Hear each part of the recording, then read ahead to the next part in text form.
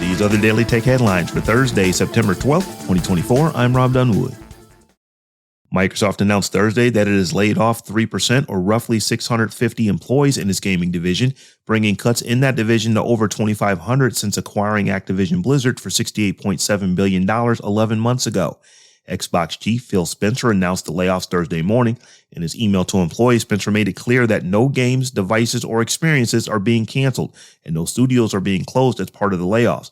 As part of aligning our post-acquisition team structure and managing our business, we have made the decision to eliminate approximately 650 roles across Microsoft Gaming, mostly corporate and supporting functions, to organize our business for long-term success. A European consumer group sued to ban in-game purchases in games like Fortnite and Minecraft in Europe Thursday, citing unfair practices and breach of consumer protection in games with in-app or in-game purchases.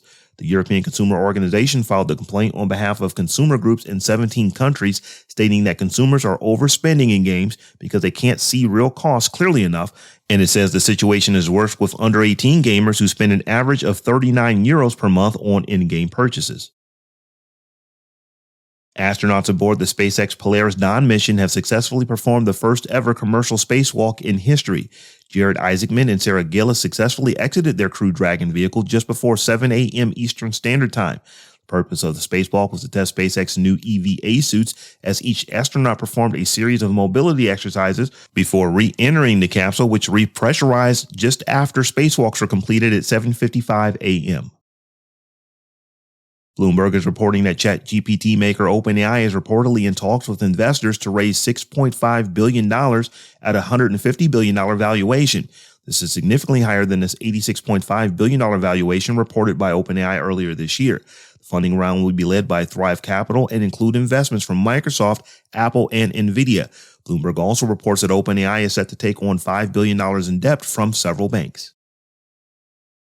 Credit card processing giant Mastercard has agreed to buy cyber defense firm Recorded Future for $2.65 billion. The purchase will expand Mastercard's ability to use artificial intelligence to protect the card company's global payment system. Mastercard's Chief Services Officer Craig Vosberg said, "Together we will innovate faster, create smarter models, and anticipate emerging threats before cyber attacks can take place in payments and beyond." The deal is expected to close by first quarter of next year. General Motors and EVgo are collaborating to build charging stations that look like gas stations with a capacity of 400 EV charging stalls at urban sites in Arizona, California, Florida, Georgia, Michigan, New York, and Texas. Each station will include 20 fast charging stalls with units supporting up to 350 kilowatt speeds, pull-through stations, security cameras, and gas station style canopies with ample lighting. The stations will be co-branded GM Energy and EVgo, with the first locations opening in 2025. UK-based air taxi maker Vertical Aerospace has completed Phase 1 testing of its prototype VX4 Air Taxi. The VX4 has 1,500 pre-orders worth $6 billion from companies including Virgin Atlantic, American Airlines, and Japan Airlines.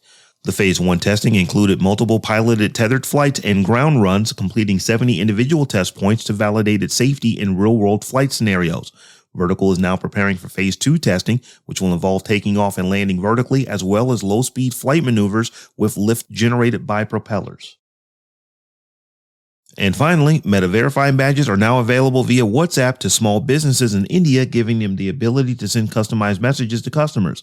This is a huge opportunity for Meta to promote WhatsApp Business, as India has more than 65 million small and medium-sized businesses, with only about 5% of them selling online.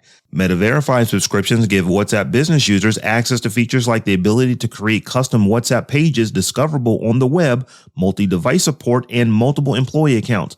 Meta Verified for WhatsApp Business starts at around $8 per month for Indian users. For more discussion of the tech news of the day, subscribe to dailytechnewsshow.com. And if you enjoy the show, remember to tell a friend and check us out. Thanks for listening. We'll talk to you next time.